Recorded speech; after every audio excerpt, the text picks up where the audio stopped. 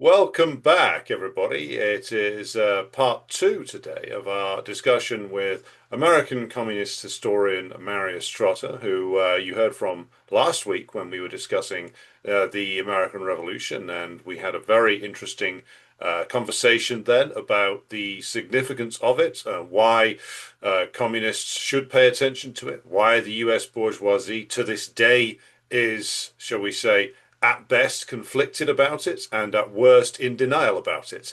And the current events with the rather decayed occupant of the White House and the, shall we say, foul creatures in the American Congress point to the need to renew the American Revolution, I would say. But I'll throw now back to Marius to say welcome back to the program, Marius. The first episode was very well received, so here we are again. At the risk of going into, shall we say, popular prejudices, how damning would the founding fathers be about the current occupants of Congress and the White House, do you think, if they could have lived to see the legacy unfold? I think they would condemn them in no less scathing language than they condemned George III and the British aristocracy. And in fact, I'll get into this later, but some of the grievances outlined in the Declaration of Independence are literally things that the U.S. government is doing right now to its Okay. to its to its own population. So I think yes, they would hold the current occupants in very low regard. I think this is an excellent place to jump off, given current controversies about various lists and who is on them and who isn't. Mhm. As the comedian Tim Dillon recently observed, maybe just vote for the sex offender who is most according to your politics. The That is basically the lesson of bourgeois politics in Britain and the United States today. But away from current disasters and back to more, shall we say, both inspirational and interesting times, which is, of course, the time of the American Revolution. Now, in our last discussion, we got up to the point of discussing the motivations of the revolutionaries, the grievances of the early American bourgeoisie in the 13 original colonies, and how they translated those into an appeal to the masses. But I want to start today, Marius, with the decision of the revolutionaries to actually go for independence, because Oh, this wasn't something that was taken lightly and actually was the subject of a great deal of controversy and fear amongst particularly like the early American bourgeois. So, can you mm. talk about how they reached that decision, and also some of the contradictions that were playing out between the different factions and interests that were wrangling over this at the time? Yeah. So the real sort of, the beginning, the nucleus of an independent American government was the formation of the Continental Congress. Um, and actually, Benjamin Franklin had an idea of this sort all the way back in the 1750s, because of the threat of the French during the so-called French and Indian War. There wasn't much reception to that the colonies stop their internal squabbling and have one decision-making body where they can coordinate their decisions. There wasn't much reception for that idea at the time. But 20 years later, in the crisis that was unfolding in the 1770s, that's when more of the colonial elite became receptive to this idea. And the straw that broke the camel's back was what we discussed earlier, the Intolerable Acts that were passed by Parliament in 1774. Um, Notably, the Intolerable Acts stripped the local colonial parliament and assemblies in Massachusetts of their decision making authority, basically instituting direct British rule. They closed the port of Boston to all commerce in punishment for the Boston Tea Party. Basically, the king just said, unless you compensate us for all the tea you destroyed and it's to my satisfaction, there will be no legal trade coming out of the port of Boston. Which, I mean, that was their whole economy, so that was just ruinous.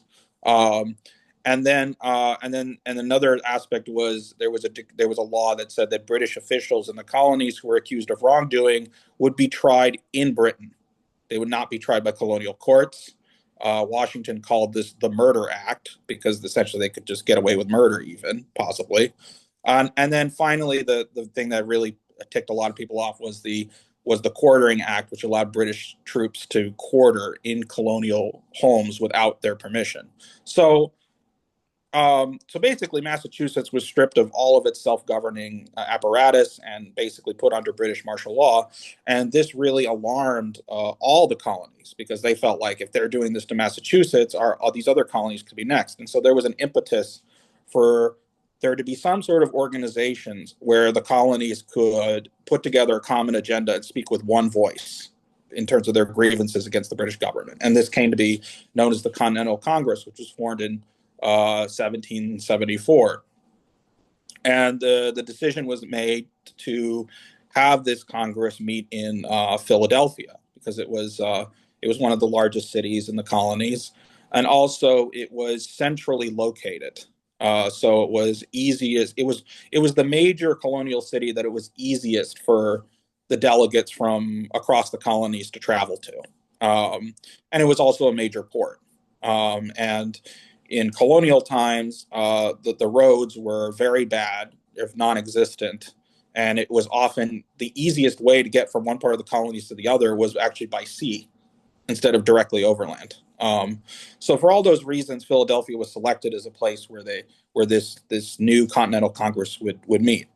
And so the Congress met numerous times over the course of about 2 years in the lead up to the decision-making independence. It took about 2 years of debates and wrangling among the delegates. And the delegates were, as we described, gentlemen from the colonies. They were all men of, wealth and considerable education. Were all considered sort of, as you would say, pillars in their respected communities. They were mostly wealthy merchants, landowners, plantation owners, lawyers, that sort of thing, from every well, later to be states, but back then colonies. Um, and so regarding the debates that occurred, I would say that there were in those 2 years there were broadly three different factions within the Continental Congress, and it's hard to narrowly define what that means since political parties really didn't exist at that time, as we today understand them. But so the classifications that I've made, these are just my labels. People could add other labels, but my labels would be is that so the first faction would be what I would call hardline patriots. So you have people like Samuel Adams, for example, the rabble rouser from Boston, and of course his brother John, Thomas Jefferson, all these very well known names. And they were people who, from early on, were of the position that a full separation from British rule was the only way forward. And they considered compromise with the monarchy to be fruitless, a waste of time. They thought violent conflict was inevitable, basically, with the British. And then there was this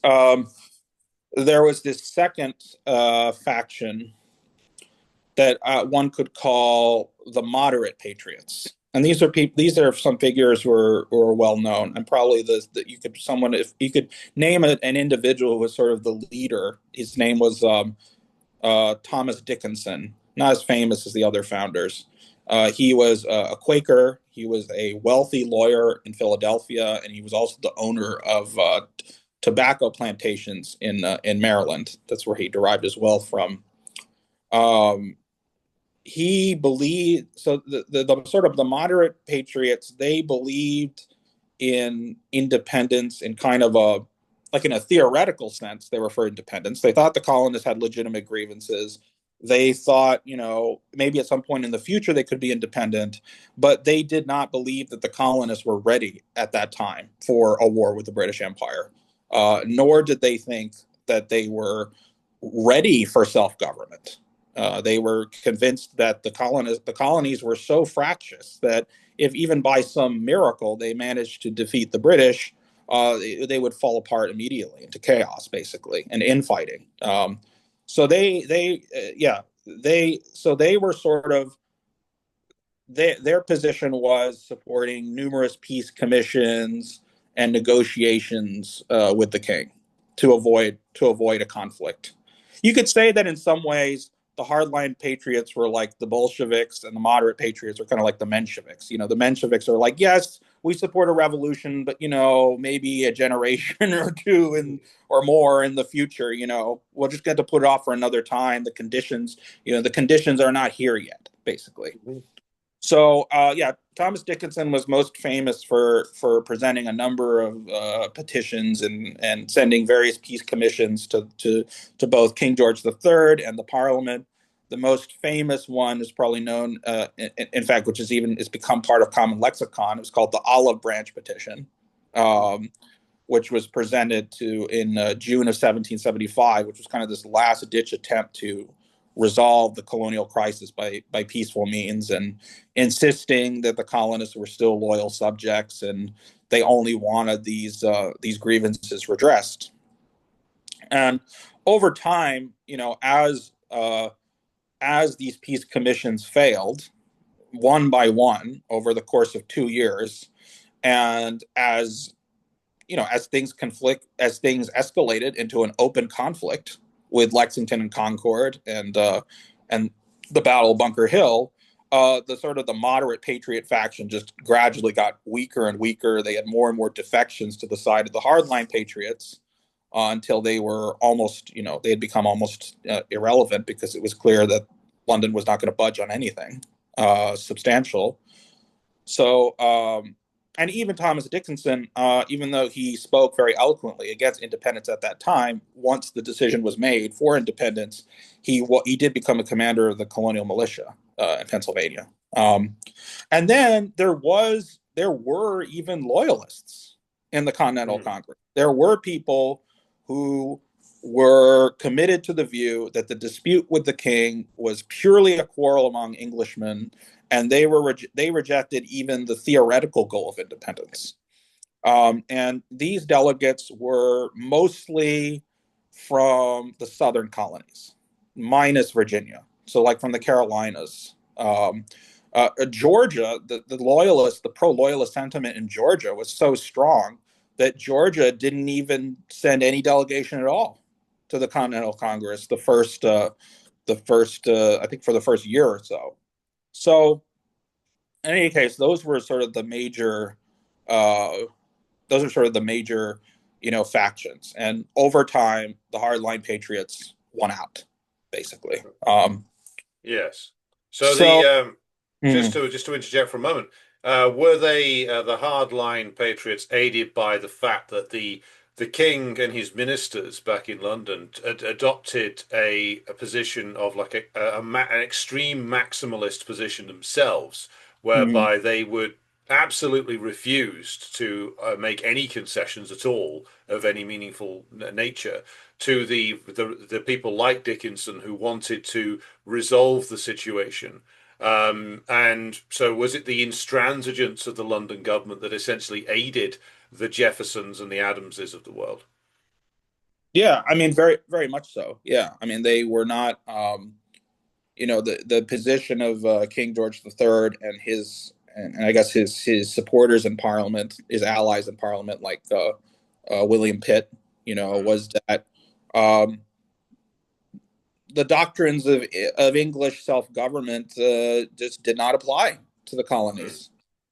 And that George III many times made statements to the effect that he considered the colonists to basically just be like, they were just like wayward children, and they just mm, had to be told what to do, and that was that. That was the end. That was the end of the matter. And Yeah, I mean, basically, he was not willing to concede any real significant on really any significant point, which gave the moderates in the Continental Congress just very little room to maneuver. And Yeah, and so basically everything got increasingly polarized to the extent that you were just either for independence or you were loyal to the crown, and there was just mm. there was no gray area, you know. Yes. So you mentioned there the division between like the patriots of various different and revolutionaries of various different shades, but also the southern slave owning states being a bulwark of opposition in the Continental Congress. Yeah. So how was it then that eventually the slave states were brought on board to at least not opt out completely of the Declaration of Independence. Yeah. What kind of concessions needed to be made to them to essentially get the southern plantation owners to come on board, or was it the case that quite a number of them remained loyalists to the bitter end? So how was that resolved? Yeah, it's strange. So the one big exception in the South was Virginia. Mm, Virginia, for a whole bunch of reasons, was this bulwark of pro-patriot sentiment. It was kind of the odd one out in the mm, South. I think, I think what got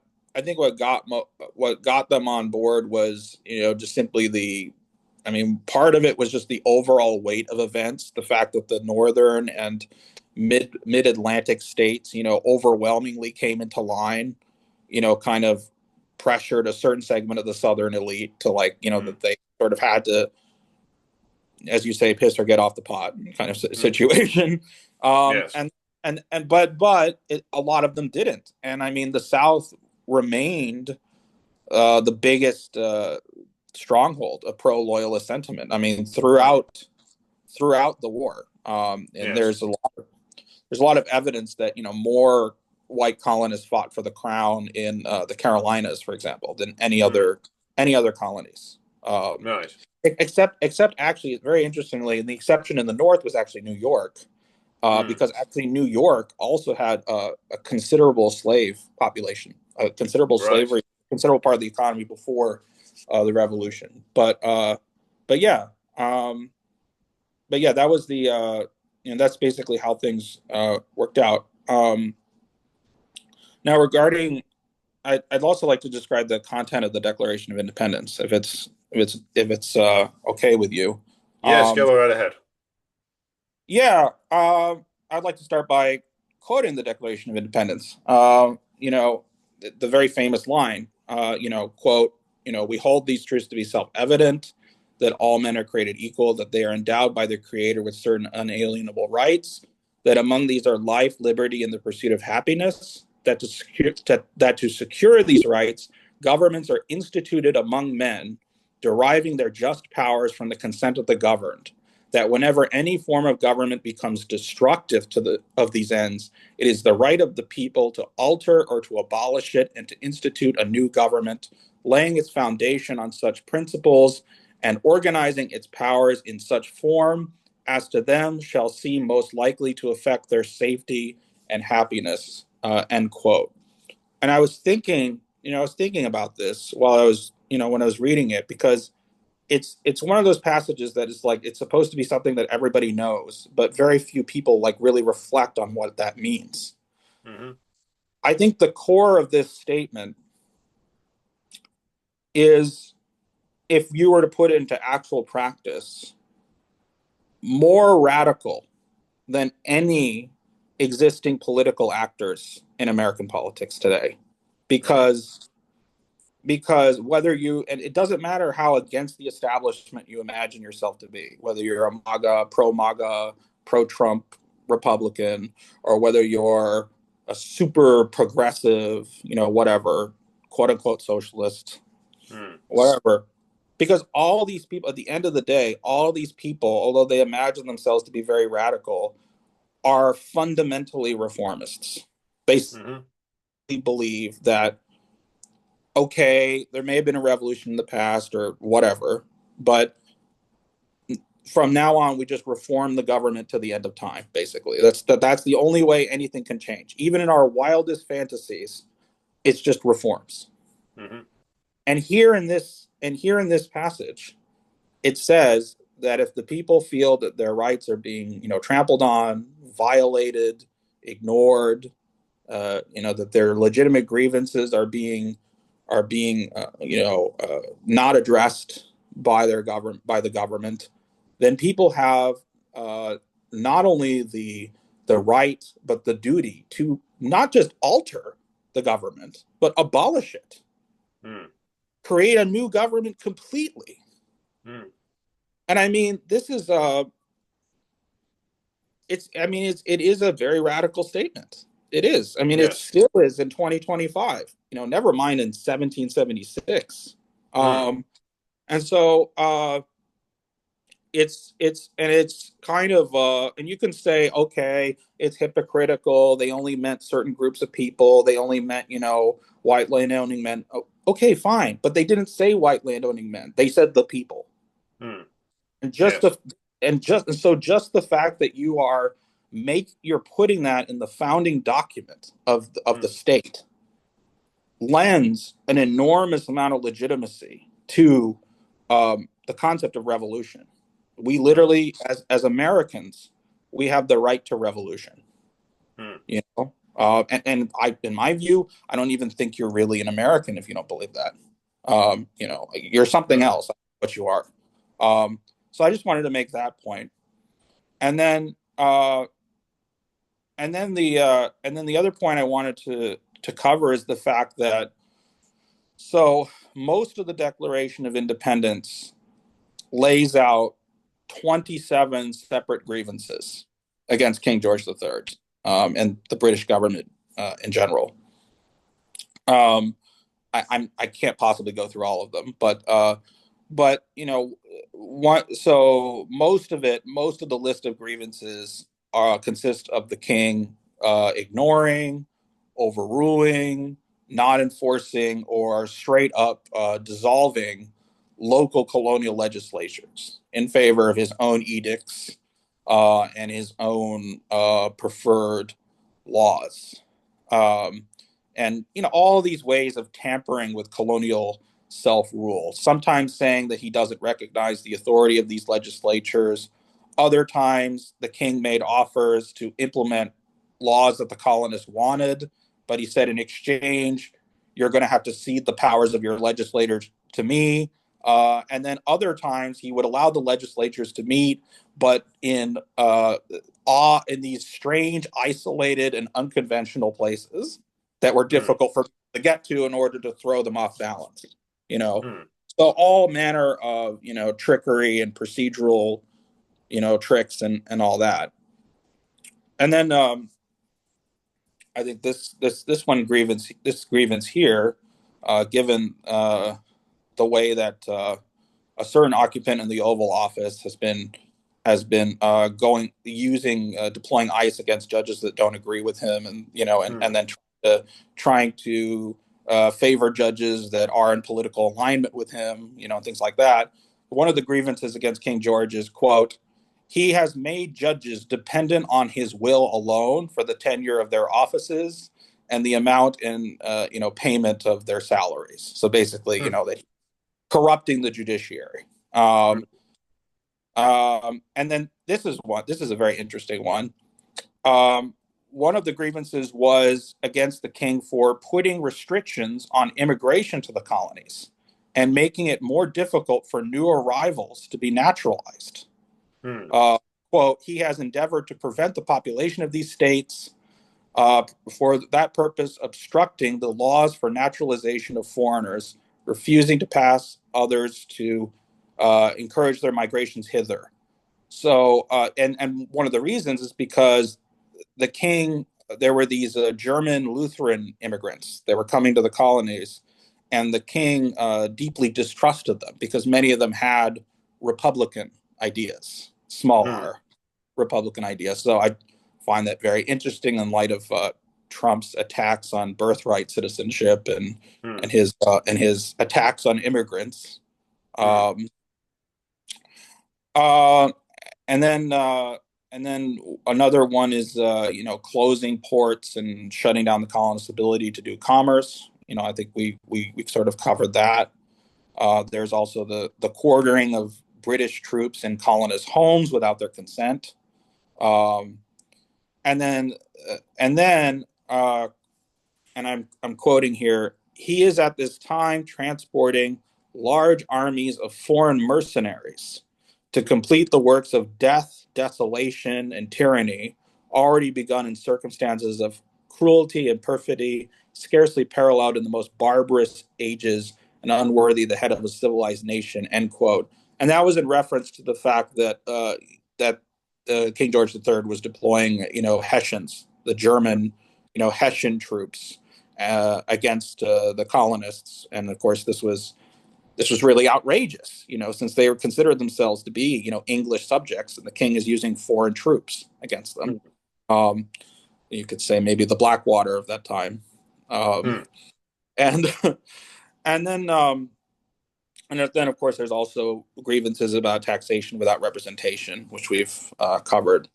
Now, the last grievance is probably one where one which cannot really be defended. It's specific, and this is one where I think the proponents of the settler colonial thesis or the settler colonial framing actually have a point, because the last grievance says, quote, he has excited, and I'm quoting here, okay, I'm not endorsing the language, quote, he has excited domestic insurrections among us and has endeavored to bring on the inhabitants of our frontiers, the merciless Indian savages whose known rule of warfare is an undistinguished destruction of all ages, sexes, and conditions, end quote. So this comes out of a resentment that, to back up and explain this, at the end of the so-called French and Indian War, there was a massive Native American rebellion against British authority. It was called Pontiac's Rebellion that took place in what is now the U.S. Midwest. And in order to end the rebellion, the British made a treaty in 1763 with these native tribes in the Midwest, which they imposed what was called the Proclamation Line of 1763, which restricted white settlement, basically beyond the Appalachian Mountains. So this that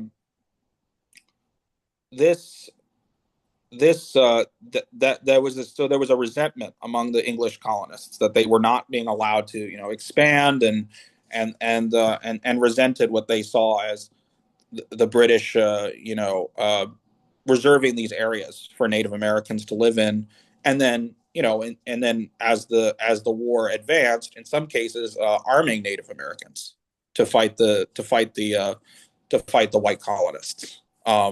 So and then there's one last grievance, which was originally meant to be in the Declaration of Independence, but never made it into it. And this goes back to your previous point about what kind of compromises had to be made to get the South on board. Well, this is one of them. Thomas Jefferson, wanted to add an anti-slavery clause to the list of grievances. Um, and is it okay if I read it? What he intended to put in it? Go ahead. He writes, quote, he, King George, has waged cruel war against human nature itself, violating its most sacred rights of life and liberty in the persons of a distant people who never offended him, captivating and carrying them into slavery in another hemisphere, or to incur miserable death in their transportation thither. Determined to keep an open market where men should be bought and sold, he has prostituted his negative for suppressing every legislative attempt to prohibit or restrain this execrable commerce. And that this assemblage of horrors might want no fact of distinguished dye, he is now exciting those very people to rise in arms among us and to purchase that liberty of which he has deprived them by murdering the people on whom he has obtruded them, thus paying off former crimes committed against the liberties of one people with crimes which he urges them to commit against the lives of another, end quote. So what Jefferson is basically saying here is he blames the British colonialists for creating the slave trade, profiting off the slave trade, being the Mm-hmm. biggest slave traders on earth, basically, at that time. And moreover, he blames the British government for preventing, pressuring colonial legislatures, uh, suppressing their attempts to either restrict or outlaw slavery. Mm. Um, and then when the colonies rose in rebellion, trying to then use slaves as a pawn, enslaved people as a pawn against the rebelling colonists, with like Lord Dunmore's proclamation, saying that, if you fight for the British crown, you'll get your freedom. So Mm. he's calling them out for having created this nightmare and then exploiting it for their own Mm. purposes. You know, Yes. and so he wanted this to be one of the Jefferson wanted this to be one of the grievances. And then all the other Southern delegates were like, we are not signing on to this document. If you put this in Mm. here, we are not going along with independence. And so it was dropped. But I think it's really interesting that was going to be one of the grievances in the Declaration of Independence. So I Mm. thought I so yeah. So it's very interesting. It's like a mix of, as it often is with these sorts of things, it was a mix of progressive and reactionary Mm. complaints, Yes. against British authority, which represents, of course, the contradictions of the rising bourgeoisie, Yes. itself. Well, yes, and the same is true for the revolution in England. The same is Mhm. true for the French Revolution, which ran with liberty, égalité, fraternité, except if you're Haitian, or indeed a number of other people inside the old French imperial system at the time. So I think that the correct attitude, and we'll come to this in the conclusion, should be to, as Marx did with the legacy of the Enlightenment, analyze it from the point of view that it opened up the potential for human progress in a way Mhm. that had not been there before under the old feudal system. And progress comes with often tragic consequences. There is indeed a line about the tragedy of progress. So I think one of the problems that the leftists of today have is that they have ceased to be Marxists, which is that they've ceased to be able to do this comprehensive analysis of being able to see, as you correctly point out, the fact that the American founding fathers, whether they meant it this way or not, put license to rebellion in the Declaration of Independence, drawing from, of course, the work of earlier thinkers such as John Locke, who put that in there in his work with regard to the tyrannies of the Stuart dynasty. But the fact that that is in there and that is part of the American heritage should be something that is picked up and used. And the fact that it's not merely underlines the point that the overwhelming majority of the American left, and not only are not revolutionaries, but are barely even reformers in any serious way because they have no intention of really challenging anything. They're all AOC or Zoran Mamdani, which is make a lot of noise but do nothing, and can't even sustain the mildest bit of criticism of the system for more than one news cycle, Mhm. because fundamentally they're not particularly serious. Whereas, of Mhm. course, the events inside the United States now are pushing the American worker towards the point where that element of the old Declaration of Independence will have to be taken up again in the near future. But of course, the current so-called radicals will not be the people that are leading that because they have no intention of leading anything.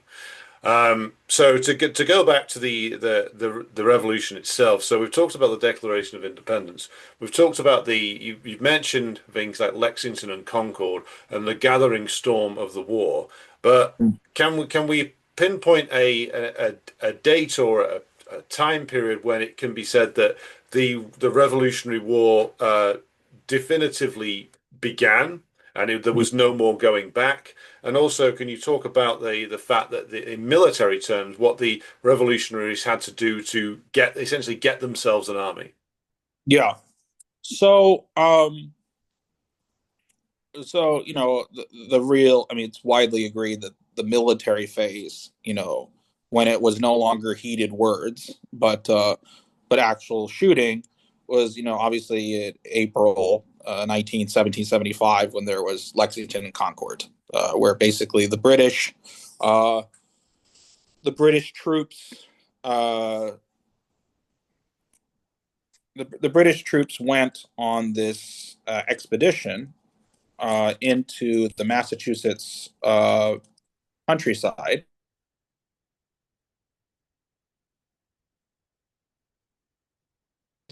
Um, because that in Concord there were stores of munitions by the Mm. militia, and but the Patriots had intelligence networks inside of Boston, and they were able to anticipate this expedition, and so they moved the munitions elsewhere.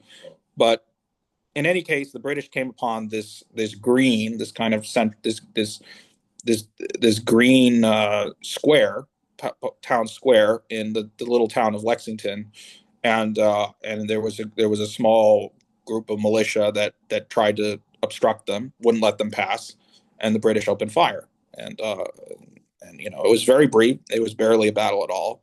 The British didn't suffer any real casualties at all. But that was when the shooting started, and then they pressed on to Concord, which and to this day, by the way, we have no idea who fired the first shot.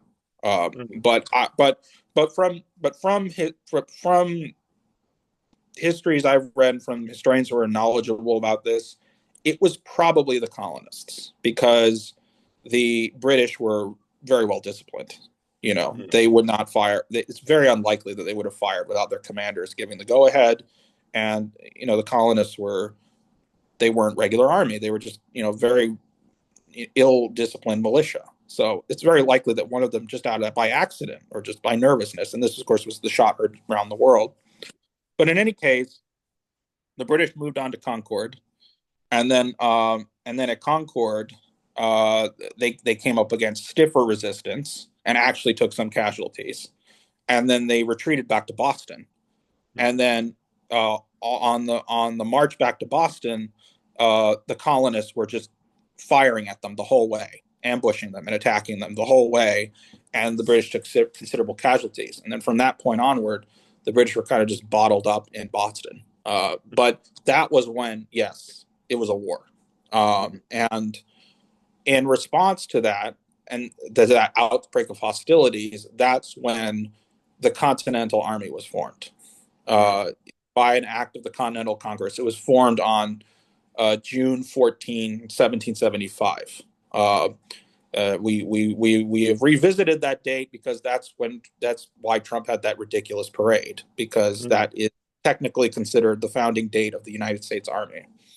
Um, and it was because it was in recognition that now that a war was upon them, that these militias were not up to the task of fighting the regular British army. They needed a real disciplined fighting force. The major problem with the militias is that they were purely on a volunteer basis. They were not well trained or disciplined, and moreover, they were very temporary. They were and seasonal. They were only required to serve for a few weeks or at most months before returning to their homes and farms. I mean, most of them were farmers. They had other responsibilities. They were not professional soldiers, and even then, many left the ranks whenever they wanted to. Without even asking permission. So the Continental Army was supposed to be, yeah, a much better disciplined force. They were expected to serve up to 2 years or 3 years at a time. Mm. And George Washington was selected to be in charge because um, he had the most military experience of any of the Patriot leaders because he had been a major commander in the so-called French and Indian War. He had fought in many important engagements there, so he had a kind of real experience with commanding troops. Um, and and the Continental Army was originally quite bottom up, actually, and relatively democratic. Men elected their own officers. Uh, they refused to obey orders unless they were given orders by the officers that they chose. And Washington actually had to Washington actually suppressed this. Washington actually went to great lengths to make the army a more top-down organization. He even had to suppress some mutinies to do that.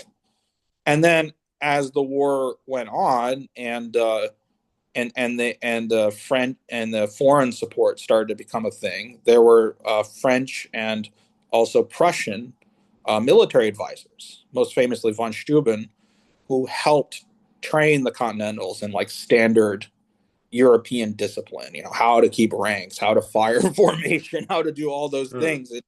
Regular regular battles. So it was a very sort of fly by night project. mm, They were training and improving while fighting the war.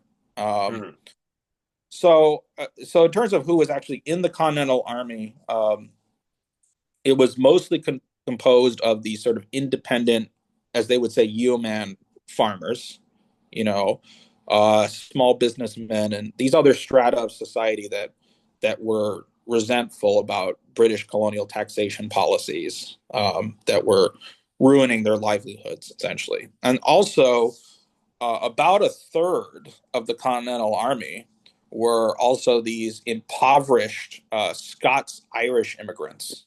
mm, Uh, and with them, it was not really even ideology so much. It was just they were just so poor that it was just they joined because it was an assured source of food, income, shelter. That was basically uh, their motivation. Um, and then this would actually surprise a lot of people. In the North, about 1/5 of the Continental Army were people of color, mm, um, mostly enslaved people who had been promised their freedom in exchange for mm, military service. Um, and this would and the military units were racially integrated. mm, And that's the last time that would be the case in any American army until 1948, when Harry mm, Truman segregated the U.S. military. Um, but even if the rank and file soldiers came from all these very ordinary backgrounds, the commanders were invariably, gentlemen and men of wealthy and prominent families by their respective states. So so that was more or less how the Continental Army sort of came into organization. Now, in terms of the military progress of the revolution itself, I think when understanding the American Revolutionary War, it had more or less three different phases, three different British grand strategies for mm, crushing the colonial rebellion.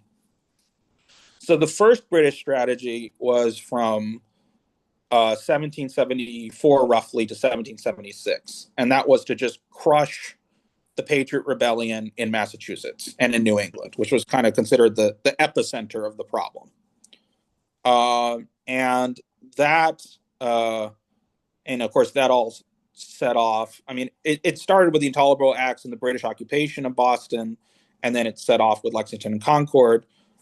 It was a complete failure for the British. The British were basically they found themselves greatly outnumbered by militias, and they were essentially bottled up in Boston. They could not venture outside of Boston without being attacked by mm, these militias that were in overwhelming numbers.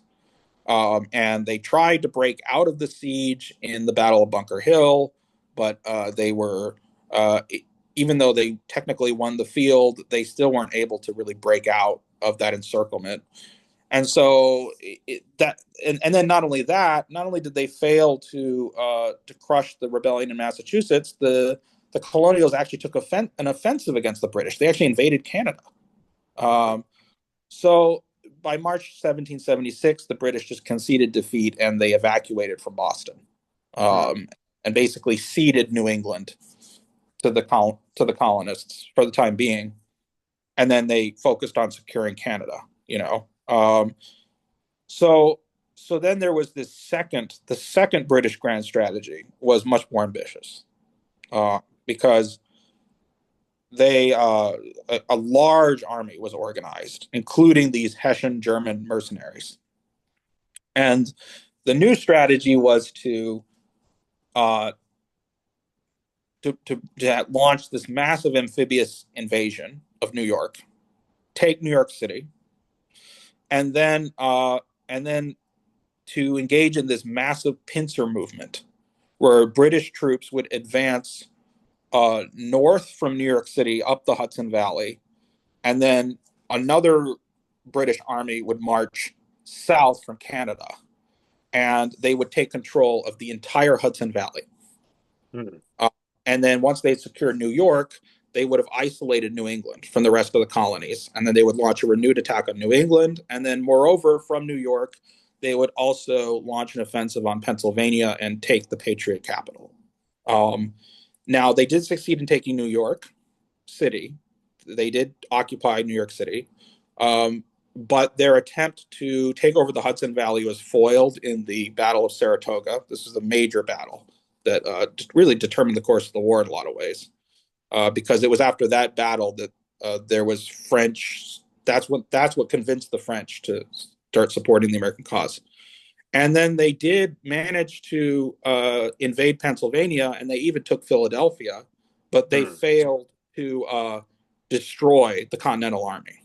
Mm. And so it's the whole thing kind of settled into this stalemate, um, where they didn't achieve any of their actual longer term fundamental objectives. And then finally, there was the third British strategy, which was from 1778 to 1781. And that's where the British decided to bank on widespread loyalist sentiment in the South to launch an offensive into the South.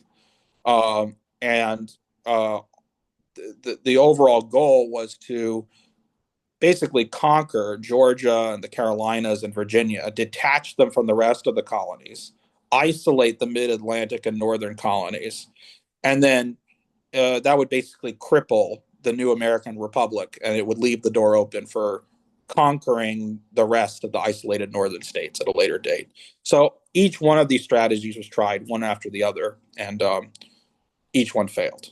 Um, and and and of course, a huge part of factor. There's a lot of factors in why the Continentals won, but um, the effectiveness of George Washington as a commander is not actually he was not really one of the great military geniuses of history. Mm. Actually lost almost as many battles as he won. Mm. The what made him what made him a successful commander is the fact that even when he did lose, he was able to withdraw the Continental forces in good order and retain the army as a viable fighting force. So even when the British did beat Washington, they were not able to destroy his forces. Therefore prolonging the war. And I think that was really that a lot of the strategy was a strategy of attrition. The colonials were aware that if they kept this going long enough and just didn't lose, that the British Parliament would grow tired of this conflict. It would be enormously expensive. The British public would turn against it, and there would be some kind of settlement. And then of course foreign support as well. One example I wanted to give in terms of Washington's ability to extract salvation from even the worst defeats was uh, there was this battle called the Battle of Long Island in August of 1776, where the British and the Hessians landed in Long Island with the objective of taking New York. And the Americans suffered a disastrous defeat. Um, and they got completely cornered in one section of Long Island.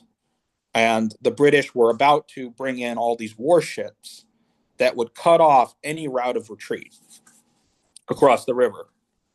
Um, But Washington was able to keep his head in that situation, and he ferried his men across the water to first Manhattan and then New Jersey under the cover of darkness. Mm. Uh, and then, practically as a miracle, he got another extra couple of hours because then this fog descended in that area, Mm. and and the British warships wouldn't move ahead because they couldn't see anything. Mm. So Wright, so that was a situation where if he had been destroyed and it successfully encircled and destroyed, they would have been over. The war would have just been over, period. Hmm. And he did this over and over again. He had this incredible ability to always evade the grasp, the Hmm. grasp of the British forces, even when they thought they had him. And then another example of another factor in why militarily the Americans won was because of the egotism and careerism of the British aristocratic officers. Hmm. Often created situations where they had a victory in their grasp and they just fudged it Hmm. terribly. And probably the greatest example of this was actually the Battle of Saratoga that I referred to earlier, where they were trying to take control of the Hudson, region. So Hmm. the original, as I mentioned, the original plan was that you had one army that was going south from Canada and one that was going north from New York, and that they were going to just meet at this place, and the colonials would be crushed on both sides. So Burgoyne was the general commanding British troops coming south from Canada. Um, and he expected relief from the commander of British troops for New York, General Howe. But General Howe had a personal rivalry with Burgoyne, and he didn't want to give Burgoyne any of the credit. Hmm. So Howe decided to send his troops to Pennsylvania instead to fight Washington. And so Burgoyne found that he had to fight the Americans all on his own. And this is also, and then this is another a huge irony, is the American troops were victorious in this battle, largely due to the leadership of Benedict Arnold,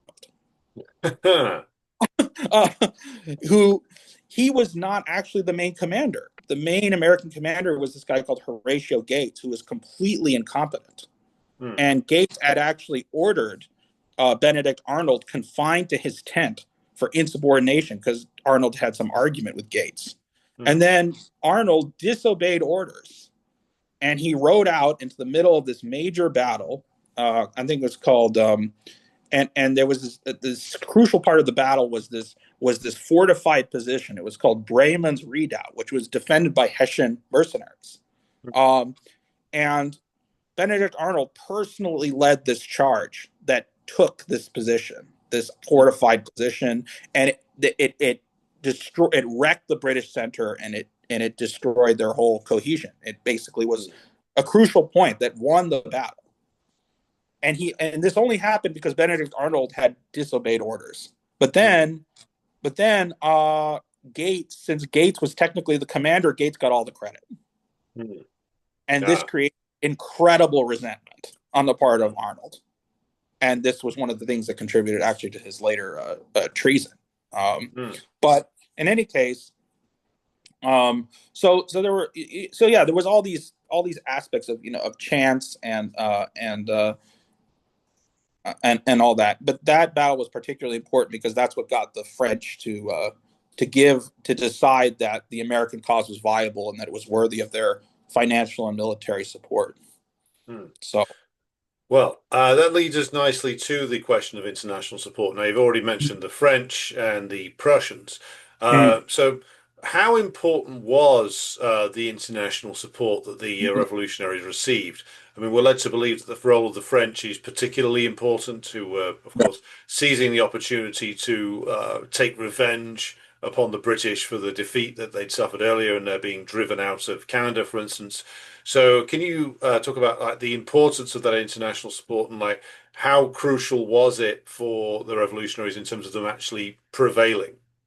yeah, absolutely incredibly important. I mean, it's estimated that by the end of the war, the French were giving about 90% of the gunpowder Mm. that the Continental Army was using, and supplies. Um, and and also in many cases they were actually supplying like money for like the salaries of the soldiers Mm. because the Americans in the Continental Congress was issuing currency, but it was worthless. I mean, it Mm. wasn't backed by anything. no bank in the world recognized this Mm. currency.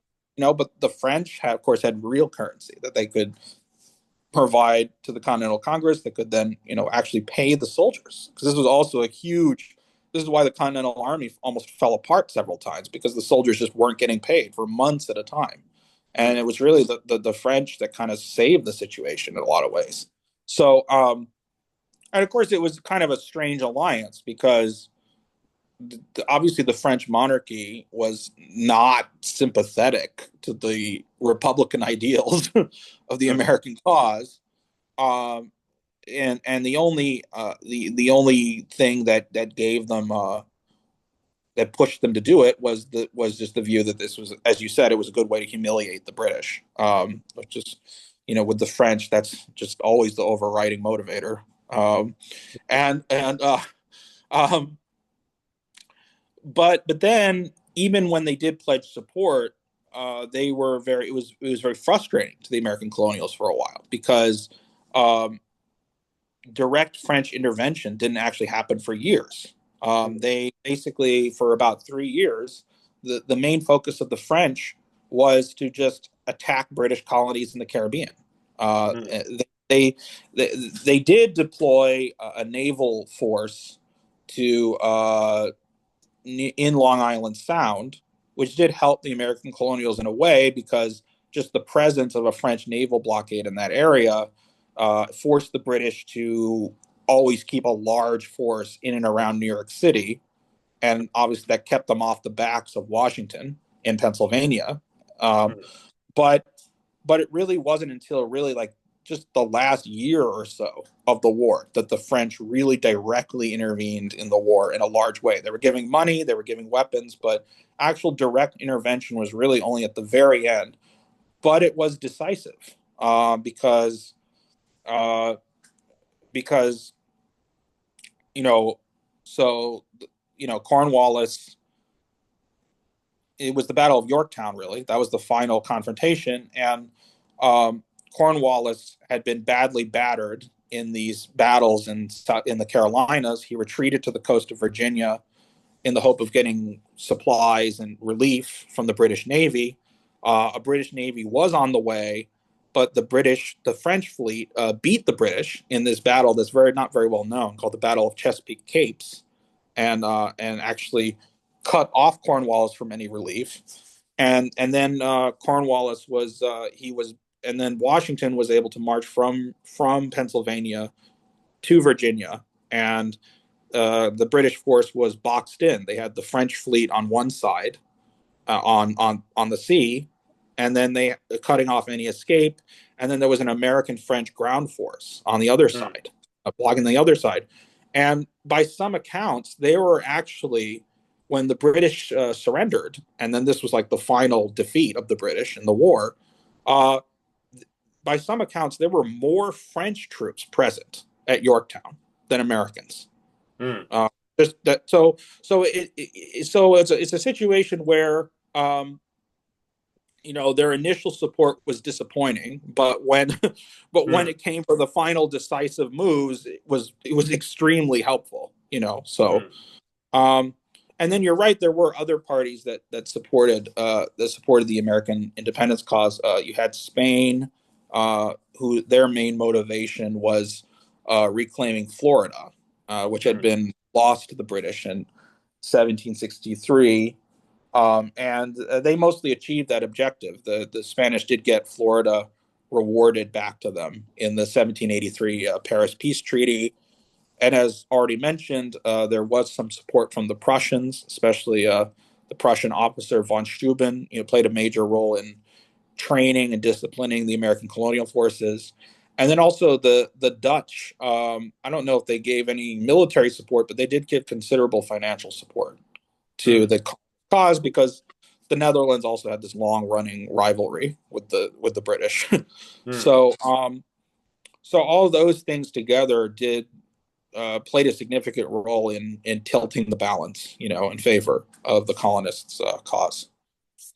Yes, and this is the one of the crucial things to bear in mind, which is the French support in particular, arguably. played a role in actually triggering their own revolution several years later Yeah. because of the state that the French crown got itself into financially, partially as a result of going more and more all in on the support for the American Revolution.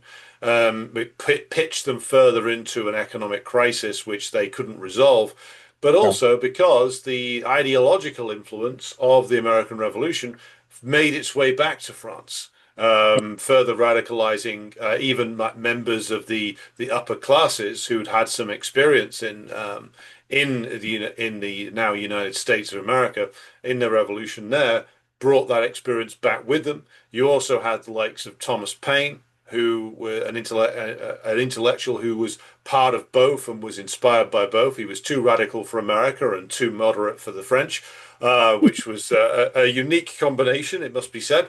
So very much the American Revolution does trigger further revolutions across both in Europe and arguably, and perhaps this is something for a future episode, arguably has a significant influence, like 30 plus years later, in the southern parts of the American continent, with the likes of Simon Bolivar and others who arguably were inspired by the French Revolution and also the example from the north of America. So it very much does trigger off. It's part of a wave of revolutions that go from the United States back to Europe, and then the effects of Europe being in turmoil fractures the Spanish and the Portuguese empires, which in turn goes back to southern America itself. Would you say that that's a fair characterization, and also the influence of the American Revolution in the southern part and central parts of America? Would you say that that was something that was deeply felt there as well amongst the revolutionaries who overturned Spanish and Portuguese rule? Yeah, 100%. I mean, I think, what happened in 1776, it was this, it had this ripple effect. It got the ball rolling, Mm, across. In fact, some people even use the term, Atlantic revolutions, mhm, the era of Atlantic revolutions, and that all, that, North America and France and South America, they were all interconnected with each other through trade and communication. They're all part of this common Atlantic world. And so news traveled of these events, and these ideas were being exchanged.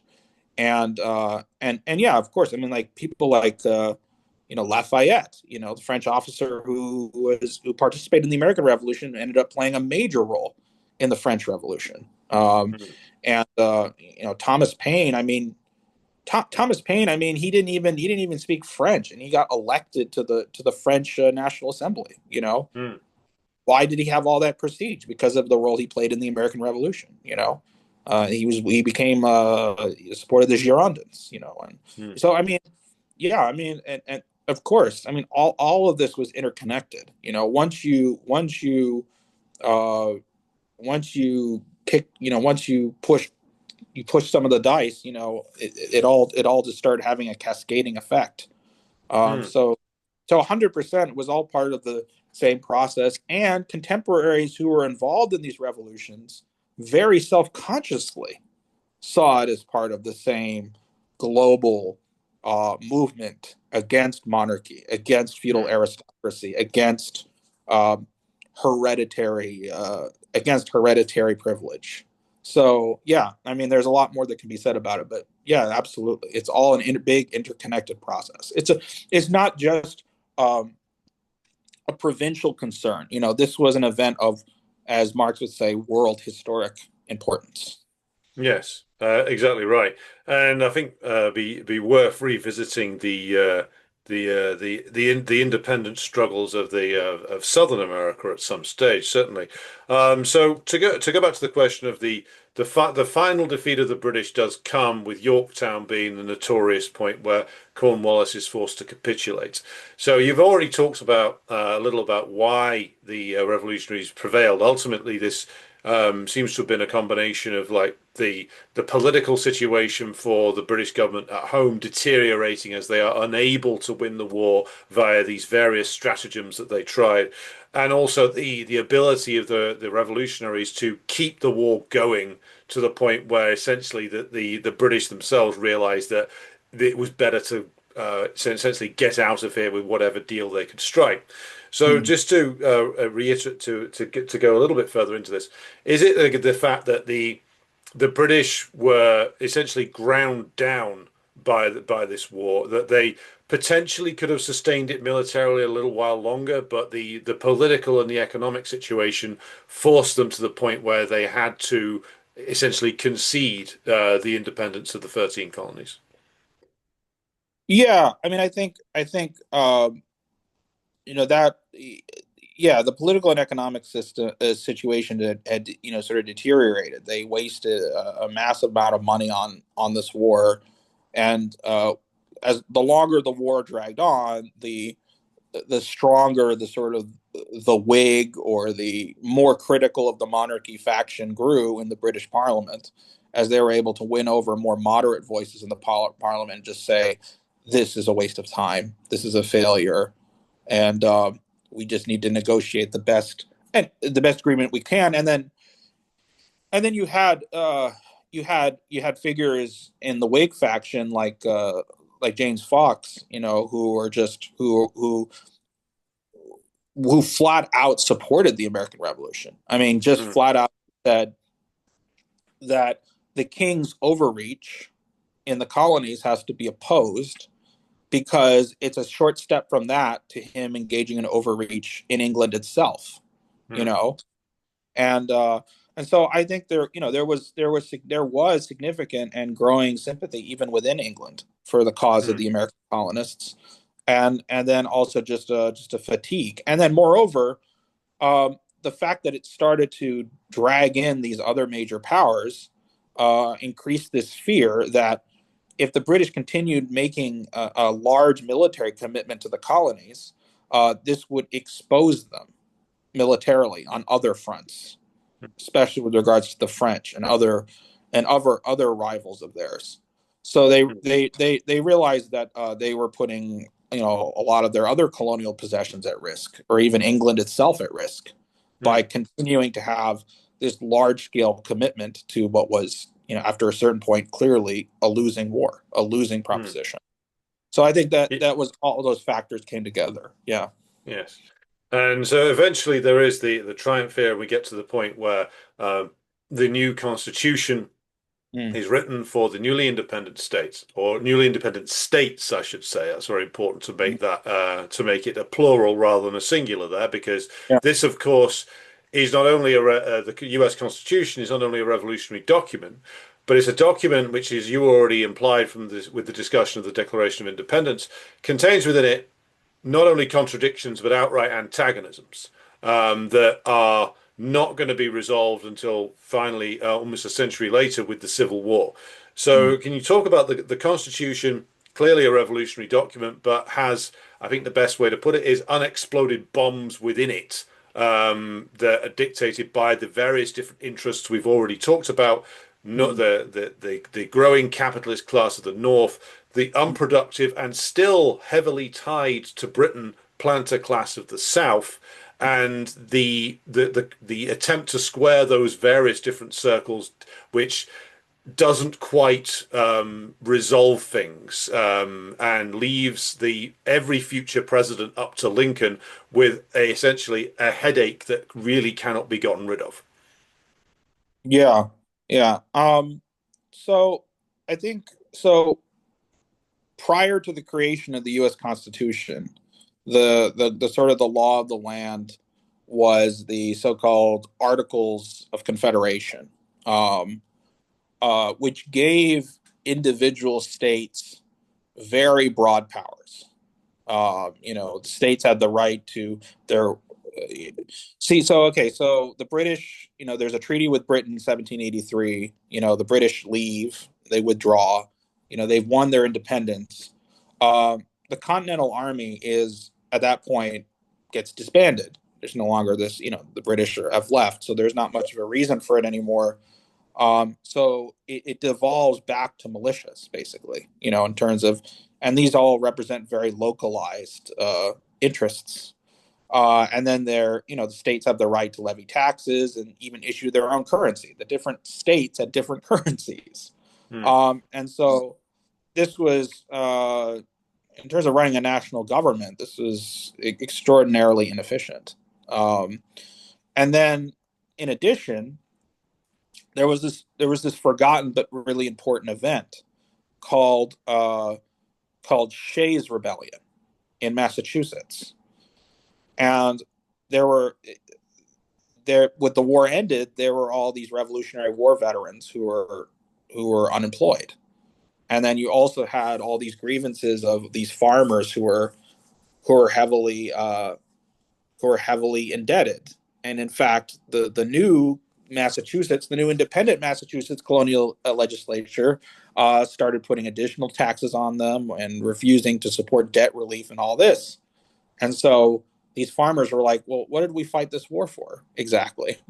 Like you're just doing the same things the British did." And there was this rebellion from August 1786 to February 87 by there was this leader of the farmers. His name was Daniel Shay, and they tried to take control of a state armory, and they were Hmm. repressed by both local militia, by Massachusetts state militia, which barely was able to contain the problem. And this kind of Hmm. just exposed how weak the national government was, and it also represented a challenge to the new sort of newly independent autonomous American bourgeoisie, that if they were to have any kind of effective state that represented their interests, they needed to centralize power. Hmm. And so anyway, the U.S. Constitution, it was put together at the Constitutional Convention in Philadelphia, which was held from May 25th to September 17th, 1787. That's when it was officially adopted as the law of the Hmm. land. Now, there's a very interesting interpretation of this by this professor and historian, this economist and historian, Michael J. Klarman, who calls it the framers' coup. Hmm. He claims the creation of the Constitution was kind of a coup in the sense that the the state legislatures of all the various states, they originally had authorized this convention because they wanted to revise the Articles of Confederation. But the original intention was not to create an entirely new constitution. That just kind of emerged in the course of uh, it, these debates. Moreover, what's also interesting is that under the rules, under the Articles of Confederation, any any new constitution, if it was to be approved, it had to be approved by all 13 states, and Hmm. in fact, only 9 did. And there was even Rhode Island wasn't even present. They didn't even have a delegation present at the Hmm. drafting of the Constitution. Um, but then once the majority of states had kind of imposed, had decided on this, um, the remaining states kind of eventually, over the course of months and a year or two, they kind of just fell in line with this.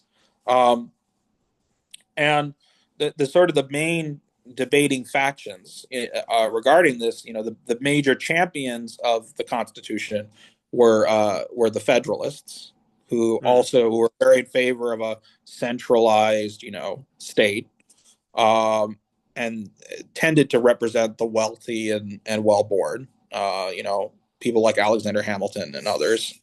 Washington was never officially a Federalist, but he agreed with the Federalists on most key issues. Um, so those people were the Federalists, who were champions of the Constitution.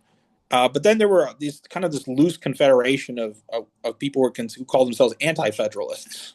Hmm. Uh, and those were of the kind of, as I discussed in the last episode, the kind of the middling sort type, kind of the up and coming middle level entrepreneurial types, and they were very skeptical or even hostile to the Constitution because they felt like they were suspicious of any centralization of the government. They thought it would impose on their economic and political rights.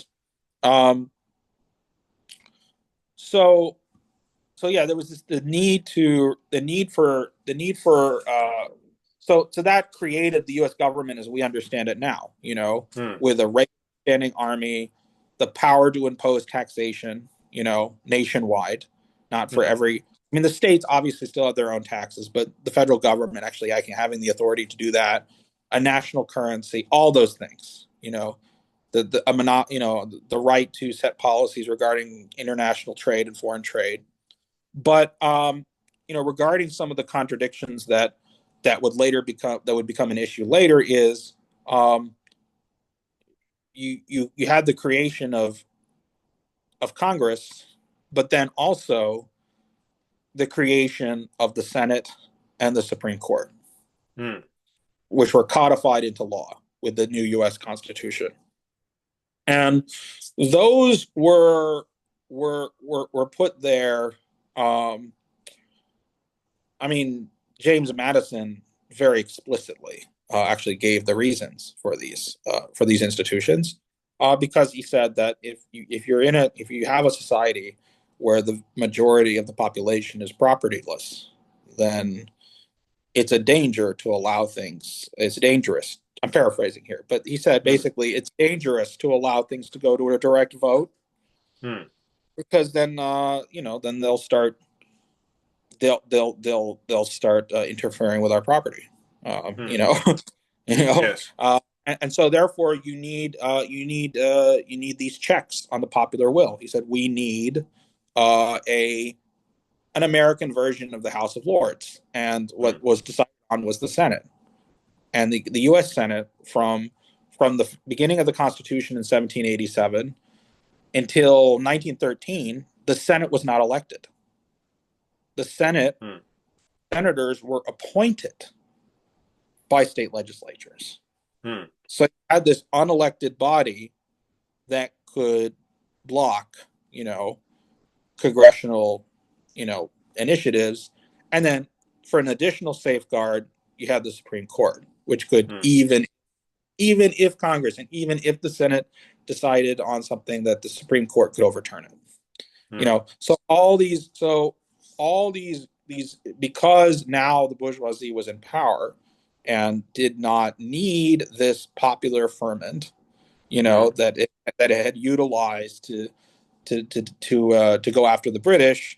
And then there were all these moves to put in guardrails and restrictions on quote democracy, and that so they codified it. Uh, they codified it into law. Grant, of course, there were some people wanted to take it even further. I mean, Alexander Hamilton wanted the U.S. president to be a quote Polish king, whereby he would serve for life, but he would be selected by the Congress Hmm. because in Poland, very famously, they had a system where you had a Congress of nobles that Hmm. decided who the king would be, and the king had limited powers. That was shut down. But so in many ways, what happened in 1787 was a kind of a conservative tempering of Hmm. the bottom up populist and more egalitarian tendencies that did exist in the 1776 revolution. Now, with Hmm. all that said, the historic significance of the US Constitution is that it's the first time that encoded, with the possible exception of the Dutch Republic, it was the first time that encoded into law you had a non-monarchical, non-aristocratic, non-hereditary government system in the West, and it was a more pure bourgeois democratic system with none of the leftover feudal rubbish of a king, an established church, or any of those things which impeded uh, the rise of bourgeois political life in Britain. You know, Hmm. those because in the American colonies, feudal institutions were either very weak or non-existent, and so in a way, it was a real opportunity to create a pure bourgeois, a more pure bourgeois republic, Mm. but still ruled by and for the bourgeoisie Mhm. nonetheless, you know. Yes. So anyway, so yeah, so the centralization of this state, well, was necessary to both keep uh, have a national army, a real national army that could keep internal class conflict in check, and then also obviously to facilitate the expansion and conquest of Native American territory and all that. So Hmm. so it was imperative for all those reasons. Anyway. Yes. Well, the interesting dynamic there does bring to mind some similarities with the English Revolution itself, which was that the preservation of the monarchy and the preservation of the House of Lords and the attempt to sort of restore the system as it was, but with now the bourgeoisie firmly in control, rather than having to cohabit awkwardly with the remains of the aristocracy. This was all brought about by what's referred to as sort of crystallized in the Putney debates between the radicals, the levelers, and the army commanders personifying the bourgeoisie, who specifically made James Madison's argument over 100 years before he made it, which is essentially that we will not give you the vote because the country belongs to those who own it, and we should be the ones who guarantee the peace and stability of the nation. You get men who have fought for this cause. You get to live in a nation of laws, and you have to trust us that we, as responsible men of property, will dispose of this property in a way that is just, basically. And you have to accept that because we are not giving you the vote, essentially. That was the argument of the English bourgeoisie. But to move to our conclusion now, Marius, to bring us back to where we started, essentially, which is the American Revolution and the American War of Independence in our contemporaries in this contemporary period, and how the American left has come to view it. So, can you conclude our discussion on this by talking about why it is so crucial that a communist in the United States must study and understand the American Revolution, and why there is so much to be gained from this study in terms of equipping communists in the United States now with the ability to understand their current situation. Yeah. Well, one point I wanted to touch on Mm, in a little more with a little more depth, mm, because this leads into the question of why the current American left has a hard time dealing with this topic. Is hmm the real big elephant in the real big elephant in the room when we're talking about the American Revolution of 1776 and the way that the current American left relates to it, um, is the question of slavery. mm, Like this, and I referred to it a little bit before, but I wanted to sort of to talk about address it a little more because it is very important. It needs to be just put right out there in the open. So I think one misunderstanding I think that a lot of progressive types have about the 1776 revolution is that it didn't lead to the emancipation of any slaves. This is actually not correct, mm, um, because prior to under British rule, slavery was legal everywhere in the 13 colonies. It was legal from Georgia to Maine. It was legal all over the North as well as the South, and it was legal in Canada too. Actually, slavery wasn't abolished in Canada until 1819. But in the 24 years after the Declaration of Independence, there one state legislature after another passed laws, either immediately or gradually, abolishing slavery. First was Pennsylvania because the large Quaker population and the Quakers were always adamantly opposed to slavery, and then Massachusetts and the New England states, then New York, which it's estimated that about 1/5 of New York's population at one point were slaves. mm, Um, they abolished the practice in 1799, and New Jersey was the last one to abolish it in 1804. So, in roughly a quarter century after independence, slavery was abolished everywhere north of Maryland.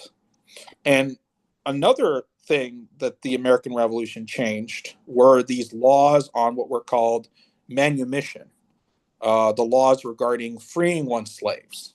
Because one thing that is often asked by many of a progressive orientation today is, well, why didn't the founders free their slaves? Even if they had these, um, misgivings about slavery, why didn't they just do that? And one of the reasons was that there were, in many states, it was actually against the law for slave owners to free their slaves, even if they wanted to, especially if they had outstanding debts.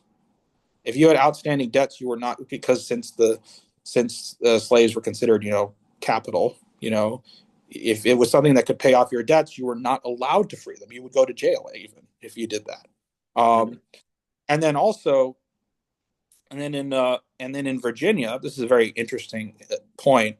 In Virginia, it was required prior to the Revolution. It was required that a slave owner had to pay for each emancipated person to return to Africa.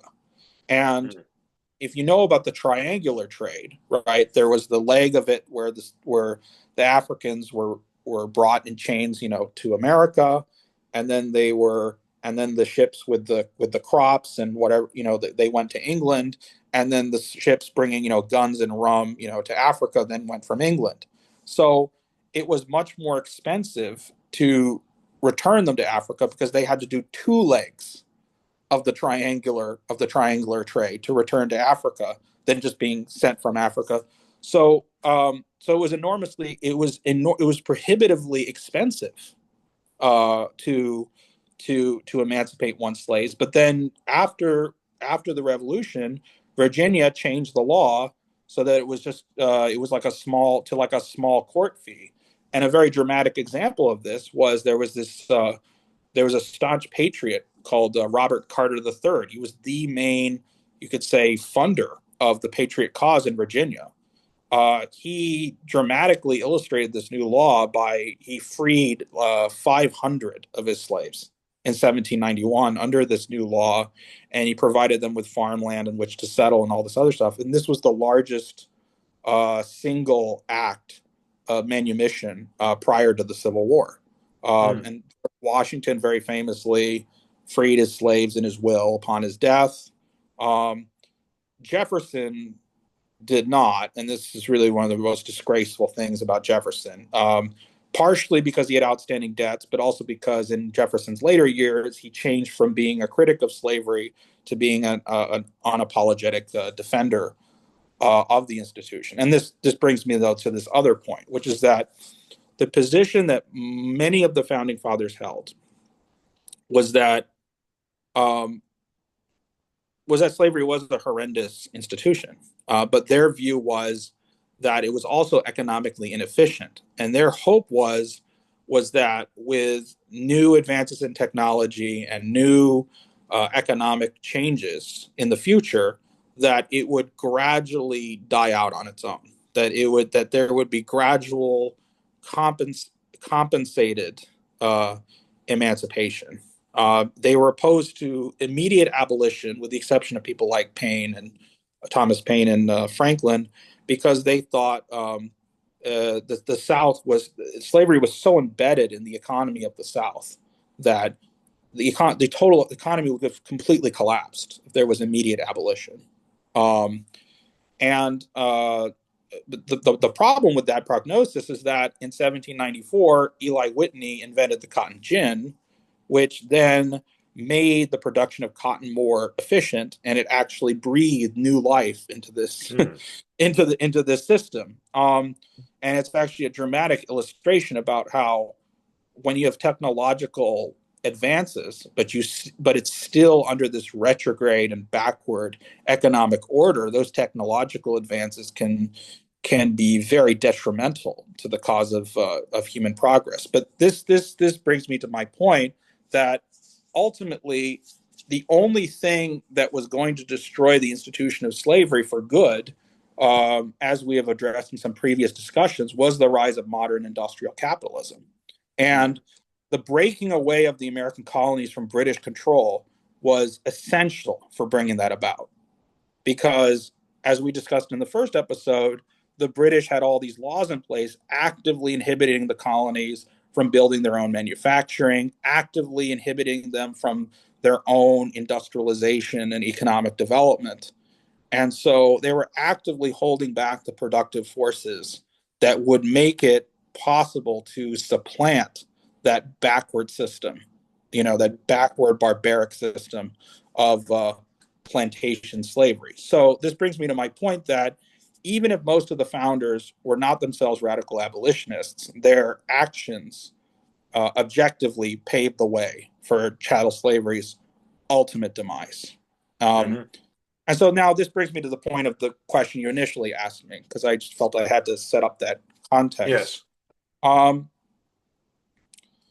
I think there's a couple of things I think we can take away from the American Revolution as radicals or as socialists, communists, whatever you want to call it, in the 21st century. The first the first observation that I was thinking of was you don't need a majority to make a revolutionary situation possible. You need a large but committed minority. Because, like, one thing that surprises a lot of people is the fact that it's estimated that only about 30% of the colonists, the white colonists, supported independence Hmm. throughout the Revolutionary War. And around 20% were loyalists. And around 50%, about half of them, were neutral. They just Hmm. waited it out. They just sort of sat on the sidelines and watched and just waited to see who was going to win, Hmm. which is kind of astonishing when you think about it, that it actually Hmm. was a relatively small number of people that pushed this forward. But that's really what makes radical change possible, is when you have this committed, mobilized minority, which is generally around a quarter to a third of the population. That's enough to overcome the passive apathy of a majority and the determined opposition of the minority who have an actual vested interest in the status quo. I think it's important to know that, because it makes you realize that the goal of revolution is not nearly as difficult as a lot of people imagine it to be. I mean, it's a question Hmm. of the conditions and the organization and all that, but it's not this completely unattainable thing. Hmm. It's um, and then the other thing that I think we have to take away from the American Revolution, and also, um, these bourgeois revolutions in general, is that I think the reason why a lot of the contemporary American left uh, is repulsed by the American Revolution is because it obviously was led by these very privileged, white men, landowning Hmm. white men, and they conceive of revolution as any kind of political change. It only can be led by the most oppressed and the most marginalized people in society. But that's generally, when you look at history and reality, that's often not how revolutions really occur. um, Under ordinary circumstances, the most marginalized and oppressed are they're too consumed with their day-to-day survival to organize any kind of coherent challenge to the status quo. So the actual crisis usually begins when you have a subsection of the elite, people who have education and have means and have some kind of investment in the existing order. They become dissatisfied and they feel entitled to make a ruckus because they feel like they can make demands on the system. They feel like the system owes them something and they aren't getting it. And then if they fail to achieve their demands and they feel like they're being, slapped in the face by the very institutions that they were devoted to, they become radicalized. And then they might even start to reach out to more underprivileged segments of society and start making alliances. And so once there's a division, like a real division in the ruling class, and that division becomes wide enough, then the workers and the farmers and the poor and all these people who have been completely excluded, that's usually when they're able to see some kind of political opening that they can pour through, and that's when more radical possibilities start to emerge. To say that it wasn't a revolution because the founders were so privileged doesn't really, that kind of misses the point. You know, Mm, like, yes, but that was precisely why they were able to get the ball rolling and get things moving and actually make an impact in their opposition. mm, But then it opened up space for those who are much more radical than they were. And we've seen that dynamic in countless revolutions. I mean, the founding fathers in the American Revolution, you had the sort of the constitutional monarchist liberal bourgeoisie in France during the French Revolution. Oh, we'll keep the king, but we want him checked by a parliament, all those types. And even, like the Russian Revolution, the liberal cadet, reformers, who just wanted, again, to moderate czardom, but not completely get rid of it. So that's the second thing I was thinking. And then the third, and this I think really gets to the heart of the matter, is that a revolution is not it's not a messianic event. It's not like the second coming mm, where everything immediately falls into place and everything immediately is set right and every injustice is righted. That's not how complex historical, economic, political processes work. The mm, seizure, and this is true with socialist revolutions as well as bourgeois ones, the seizure of state power is only the first step in a long, protracted process of transforming the economic superstructure into a genuinely new system. So, oppressive and exploitative systems, whether you're talking about slavery or imperialism or neocolonialism or Zionism, they don't crumble because of moral denunciations mm, and moral opposition. It's only when you have an alternative economic base and new institutions and new infrastructure that can actually replace said systems comes into existence that it's possible for such structures to be dismantled. Simply burning everything down, as a lot of anarchist types are kind of into, that just creates chaos, which can be very easily exploited by reactionary forces. So that brings me to the fact that throughout the 18th and 19th century, the British Empire, even though it was itself the birthplace of the Industrial Revolution, they, as policy, they deliberately underdeveloped vast regions of the world in order to keep captive markets and cheap labor and plantation style economies that would just supply them with endless cheap goods and raw materials. The American Revolution, for all of its deformities, um, was the first major break on the world stage with this parasitic system. It was the first major success of what you could call a protectionist economy, and one that used import substitution to create its own independent industry. And we can see a parallel with today, with the fact that the financial oligarchy of the United States and Britain are partners in this transnational neoliberal economic system that keeps the majority of the world underdeveloped and impoverished, just like the British Empire did. And so, the Belt and Road Initiative that we're seeing headed by China, the Shanghai Cooperation Organization, all these other initiatives are slowly but surely creating the economic and military architecture that will develop and industrialize Eurasia and Africa to create a common prosperity for billions of people if it succeeds. mm, So, in a very real sense, the spirit of 1776 does live, and it lives in Russia and in China and in the other multipolar bloc that's emerging. And it's hoped that I hope, everyone hopes, all humanity hopes that the American proletariat will rediscover its revolutionary spirit overthrow this new aristocracy on Wall Street and join the new economic revolution worldwide and not die in a catastrophic war to prevent it. So, in that way, we still are dealing with the legacy and the heritage of 1776. And I would say that this is a great point to end the discussion on. Marius, thank you for joining me for these two very interesting episodes where we have explored the history and contemporary relevance of the American Revolution. I hope that the viewers have gained a great deal of knowledge and understanding about the proper way to analyze the American Revolution. And I would urge you to revisit the other episodes that myself and Marius have done on American history as well. But I will say at the end of this episode, thank you again, Marius, for coming on. Oh, great to be here.